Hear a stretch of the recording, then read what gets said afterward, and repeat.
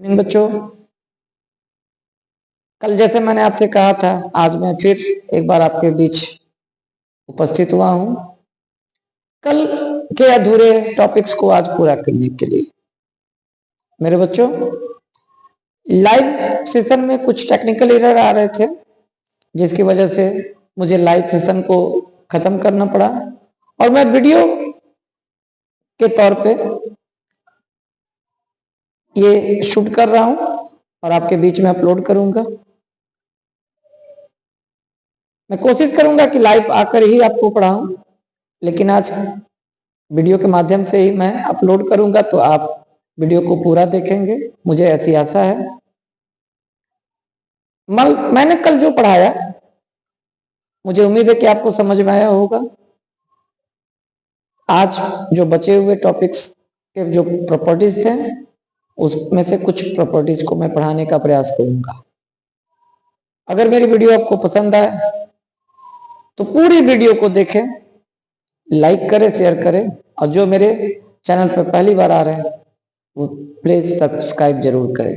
तो चलिए देर ना करें, वीडियो बहुत लंबा हो जाता है, इसलिए मैं आज अपने टीचिंग को शुरू करता हूं। तो मेरे बच्चों, कल मैंने आपको प्रॉपर्टीज के तौर पे closure property, over addition, subtraction, multiplication और डिवीजन, इन चारों ऑपरेशंस पे मैंने आपको करके दिखाया कि क्लोजर प्रॉपर्टी इन चारों ऑपरेशंस पे लागू होती है। मल्टीप्लिकेटिव के लिए मैंने कहा कि एडिशन पे और मल्टीप्लिकेशन पे, इन दो चीजों पे ये प्रॉपर्टी काम करती है, जबकि सब्ट्रैक्शन पे और डिवीजन पे ये प्रॉपर्टी काम नहीं करती है। आज हम लोग एसोसिएटिव प्रॉपर्टी को पढ़ने वाले हैं। मेरे प्यारे बच्चों, एसोसिएटिव प्रॉपर्टी 3 नंबरों के लिए होती है, चाहे वो नंबर नेचुरल हो, चाहे वो होल हो, चाहे वो इंटीजर हो। आज हम इसको समझाने का प्रयास करते हैं। If A, B and C are 3 numbers, then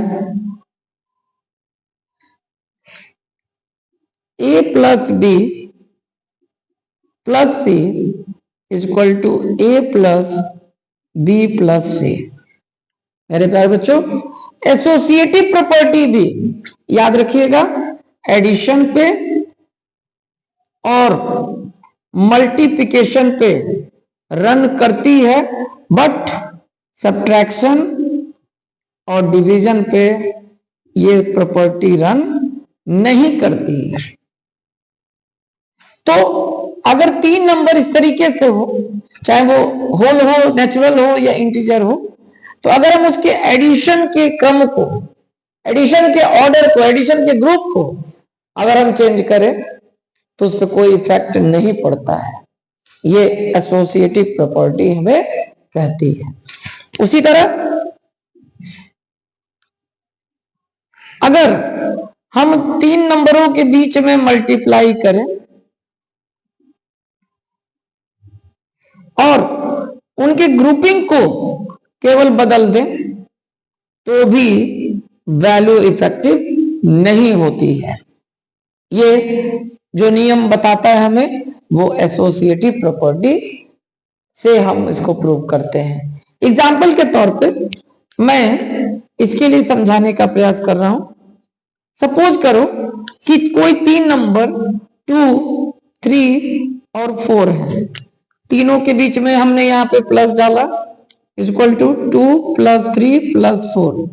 तो मेरे प्यारे बच्चों, नियम के अनुसार इस साइड में फर्स्ट और सेकंड का ग्रुपिंग और इस साइड में सेकंड और थर्ड का। तो ब्रैकेट के अंदर है 2 + 3 5 + 4 इक्वल टू 2 + 3 में 5 जोड़ेंगे, सॉरी 3 में 4 जोड़ेंगे 7, तो 5 में 4 जोड़ रहे हैं 9 और 2 में 7 जोड़ रहे हैं 9। मेरे प्यारे बच्चों, आप इस एग्जांपल से समझिए कि हम किसी भी 3 नंबर के एडिशन के ग्रुपिंग को चेंज करेंगे तो हमारा सम जो होगा वो इक्वल होगा। मुझे उम्मीद है आपको एग्जांपल समझ में आया होगा। उसी तरह मल्टीप्लिकेशन पे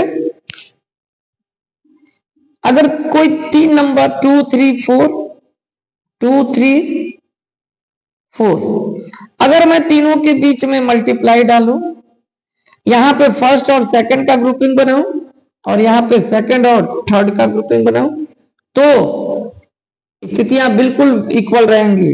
जस्ट लाइक 2 3 जा 6 इंटू 4, 2 इंटू 3 4 जा 12, तो 6 4 जा 24 और 12 2 जा 24। मेरे प्यारे बच्चों, इस एग्जाम्पल के द्वारा एसोसिएटिव सब जो प्रॉपर्टी है वो बिल्कुल साबित होती है कि 3 नंबरों के एडिशन के ग्रुपिंग को या मल्टीप्लिकेशन के ग्रुपिंग को अगर चेंज करते हैं तो उसके प्रोडक्ट या उनके सम रिमेन्स इक्वल होते हैं। ये बात एसोसिएटिव प्रॉपर्टी हमें कहती है। आने वाले एंट्रेंस एग्जामों में जो क्वेश्चन पूछे जाते हैं उसमें ये पूछे जाते हैं कि 2 plus 3 plus 4 is equal to 2 plus 3 plus 4, इस तरह से दे दिए जाते हैं और पूछे जाते हैं कि फ्रॉम विच प्रॉपर्टी, किस प्रॉपर्टी से, किस प्रॉपर्टी के जरिए ये चीजें सही मानी जाती है। तो बस आपको एसोसिएटिव प्रॉपर्टी बताने होते हैं, या फिर कभी कभी कोई चीज मिसिंग कर देता है, ऐसे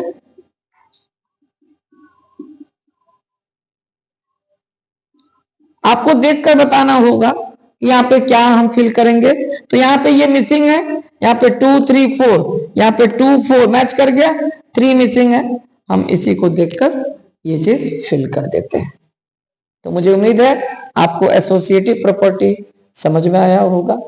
अब हम आपको अगले प्रॉपर्टी की तरफ ले चलते हैं।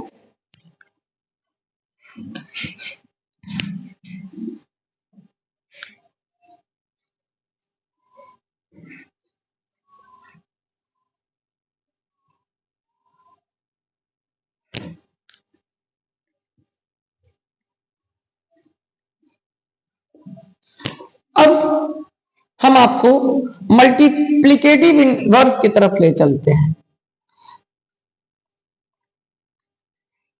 If A is a number, then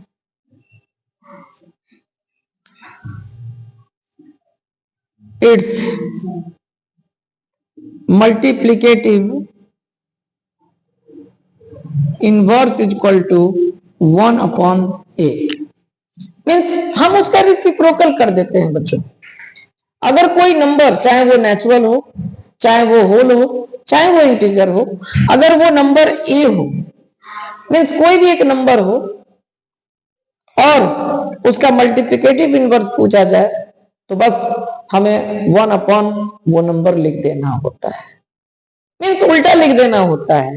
just like example के थ्रू समझे, कोई पूछ दिया मल्टीप्लिकेटिव इनवर्स ऑफ 4, तो बस आप 1 अपॉन 4 लिख दें, मीन्स इसका उल्टा, नीचे कुछ नहीं तो 1, अब इसी को उल्टा कर दें। मल्टीप्लिकेटिव इनवर्स ऑफ 7 अपॉन 5, तो बस आप उल्टा कर दें 5 अपॉन 7। मुझे आप उम्मीद है ये बहुत ही आसान था, ये आपको समझ में आया होगा। अब इसके आगे मैं आपको additive inverse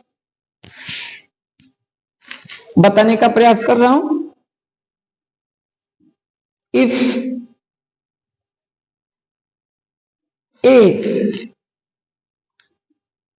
is a number, then its additive inverse is equal to minus a. Means additive inverse में हम किसी भी नंबर के केवल साइन को बदल देते हैं तो वो एडिटिव इनवर्स हो जाता है। मेरे बच्चों, एग्जाम्पल के तौर पे अगर कोई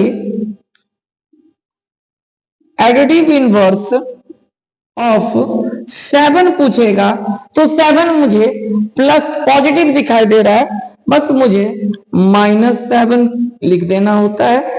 अगर कोई एडिटिव इनवर्स ऑफ -9 पूछेगा तो माइनस निगेटिव नंबर है, उसका हमें पॉजिटिव लिख देना होता है। मुझे उम्मीद है आपको एडिटिव इनवर्स भी समझ में आया होगा।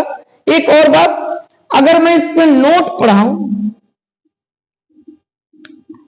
तो मैं कहूंगा कि अगर मैं नंबर मैंने एडिटिव निकाला, मैं सही हूं कि गलत हूं, अगर उसको चेक करना है तो नंबर प्लस एडिटिव इनवर्स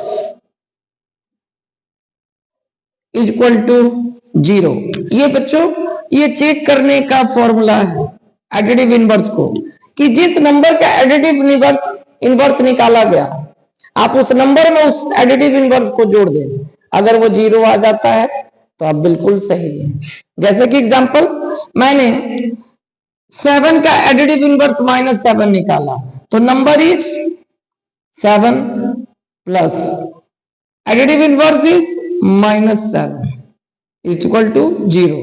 तो 7 प्लस -7 इज इक्वल टू 0। तो 7 से 7 घटा देंगे 0। मीन्स दोनों साइड बराबर आ गए। इसमें जो हमने एडिटिव इनवर्स निकाला वो बिल्कुल सही है। एक बात, थोड़ा सा नोट मल्टीप्लिकेटिव इनवर्स का भी मैं बता दूं। अगर किसी नंबर का आप मल्टीप्लिकेटिव इनवर्स निकालते हो तो इसका चेक करने का फॉर्मूला होता है number into multiplicative inverse is equal to 1। मेरे बच्चों, आप इसे भी नोट कर ले। मल्टीप्लिकेटिव इनवर्स को चेक करने का formula number into multiplicative inverse is equal to 1 होता है। मीन्स अगर हमने 4 का जस्ट लाइक मैंने आपको नंबर के तौर पे सपोज करें मैंने आपको 7 दिया और इसका जब मैं मल्टीप्लिकेटिव इनवर्स निकालूंगा तो ये 1/7 आएगा। तो number means 7 into 1/7 number into multiplicative inverse, तो नंबर 7 मल्टीप्लिकेटिव इनवर्स 1/7 अगर मल्टीप्लाई करता हूं तो 1 आना चाहिए। 7 1 जा 7/7 इक्वल टू 1, कटकर यहाँ पे 1 हो गया। यहाँ पे भी मेरा दोनों 1 आ गया। मीन्स मैंने नंबर और उसका इनवर्स जो निकाला वो बिल्कुल सही है। मुझे उम्मीद है आपको आज एसोसिएटिव प्रॉपर्टी, मल्टीप्लिकेटिव इनवर्स और एडिटिव इनवर्स, ये 3 प्रॉपर्टी नंबर से रिलेटेड समझ में आई होंगी। चाहे नंबर नेचुरल हो, चाहे होल हो, या फिर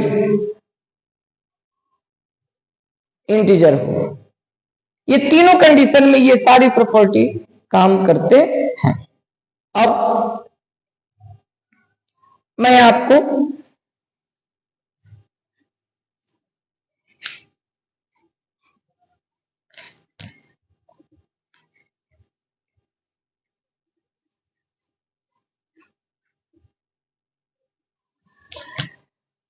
आइडेंटिटी प्रॉपर्टी,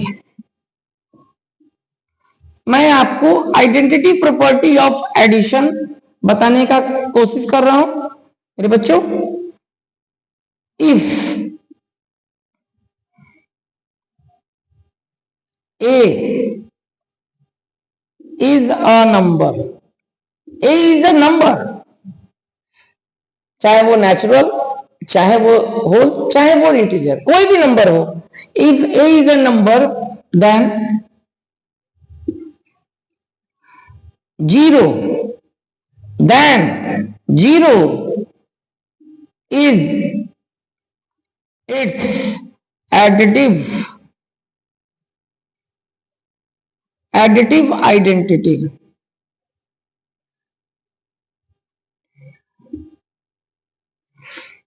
इसका मतलब ये होता है मेरे बच्चों कि अगर कोई नंबर दिया हो ए और उसमें हम क्या जोड़े कि फिर वो नंबर ही मुझे मिले, तो इसके लिए मुझे उस नंबर में 0 जोड़ना पड़ता है, तभी वो नंबर मुझे मिलता है। तो क्या जोड़ने से वही नंबर मिला, तो पता 0 का चलता है। इसलिए किसी भी नंबर का कोई आइडेंटिटी, एडिटिव आइडेंटिटी पूछता है तो हम 0 बताते हैं। एग्जाम्पल, अगर मान लीजिए कोई 7 किया और यहाँ पे 0 छोड़ दिया और लिख दिया 7, तो वो आपसे यही पूछ रहा है कि 7 में क्या जोड़े कि वो 7 हो जाए। तो 7 में बच्चों अगर केवल 0 जोड़ा जाएगा तभी वो 7 आएगा। इस तरह हम कह सकते हैं कि किसी भी नंबर का कोई एडिटिव आइडेंटिटी पूछेगा तो हमें 0 बताना चाहिए। अब एडिटिव के बाद multiplicative identity.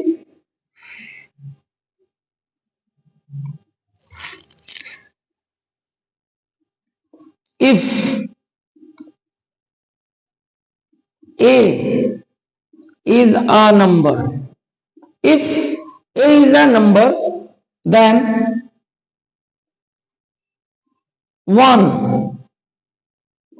is its multiplicative identity.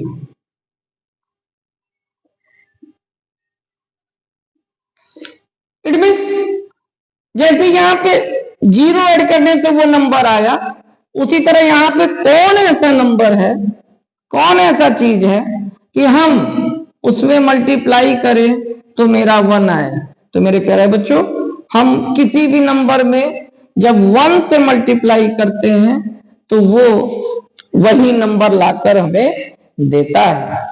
इस प्रकार से मैं 1 को किसी भी नंबर का मल्टीप्लिकेटिव आइडेंटिटी कह सकता हूं। एग्जाम्पल के तौर पर अगर समझना हो, अगर मैं 4 से किस नंबर से मल्टीप्लाई करूं 4 में तो मेरा 4 आए, तो बस जवाब मेरा 1 होना चाहिए। तो किसी भी नंबर का एडिटिव आइडेंटिटी 0 और मल्टीप्लिकेटिव आइडेंटिटी 1 होता है। मेरे प्यारे बच्चों, मुझे पूरी उम्मीद है कि आज के ये प्रॉपर्टीज आपको समझ में आए होंगे। एक प्रॉपर्टी और बचा है, डिस्ट्रीब्यूटिव प्रॉपर्टी, जो थोड़ा बड़ा है और वीडियो लंबा हो जाता है, इसलिए मैं इस प्रॉपर्टी को कल फिर एक बार आपके बीच में आकर उसे विस्तार से समझाने का कोशिश करूंगा। तब तक आज के लिए इतना ही। आज इसे एक बार 2 बार देखें और इसे समझने का प्रयास करें। तब तक के लिए आप सबका धन्यवाद। जय हिंद, जय भारत। जो पहली बार है वो प्लीज सब्सक्राइब करें, वीडियो को लाइक जरूर करें। धन्यवाद, धन्यवाद।